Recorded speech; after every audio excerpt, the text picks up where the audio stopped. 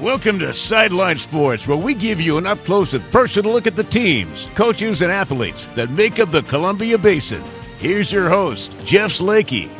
Hey, welcome to the show. This week, Royal coach Wiley Allred talks about the NFL Coach of the Year experience. Shelby Eckenberg talks about her experience becoming Miss Teen Rodeo Washington. And both games at Wenatchee Valley went down to the wire. Our game of the week is Wenatchee boys basketball at Moses Lake.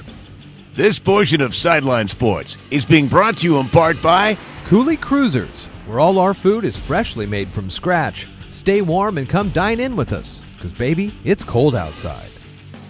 Every year, each NFL franchise chooses a local coach as Coach of the Year. Those 32 coaches are then in the running for the NFL's Don Shula Coach of the Year award.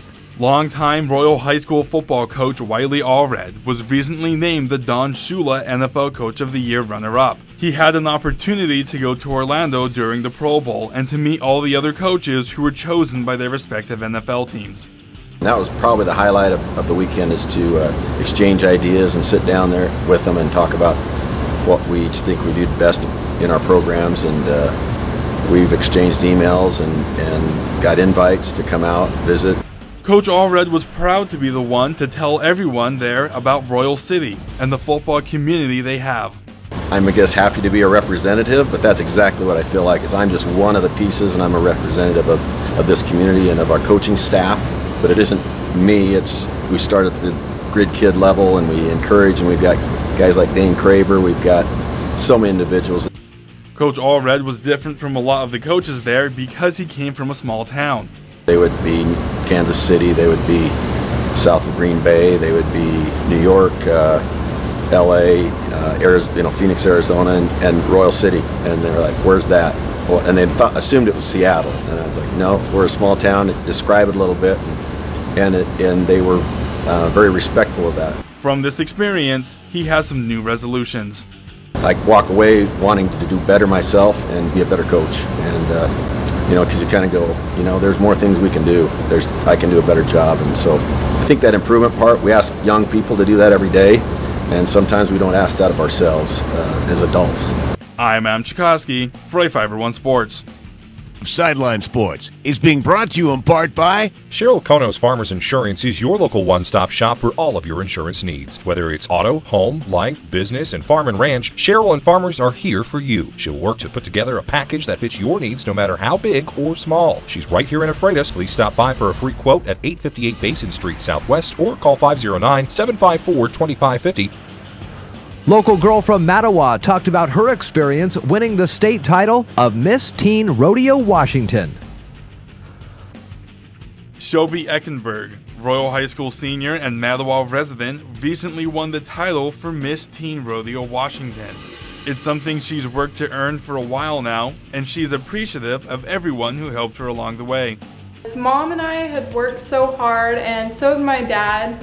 And we spent hours quizzing me on a little bit of everything so I'd be ready, and I had so many people who helped me on my way to running for the title. She remembers the first time she wanted to be a rodeo queen.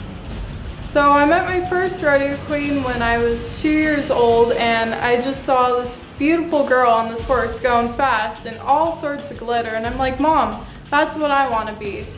Little did I know, as I got older, it takes a lot of skills to be a rodeo queen. You have to be able to do public speaking, interviewing, and to know all about rodeo and all about horses. Now that she's won Miss Teen Rodeo Washington, she will have several responsibilities. I will be attending different parades, coronations, and rodeos.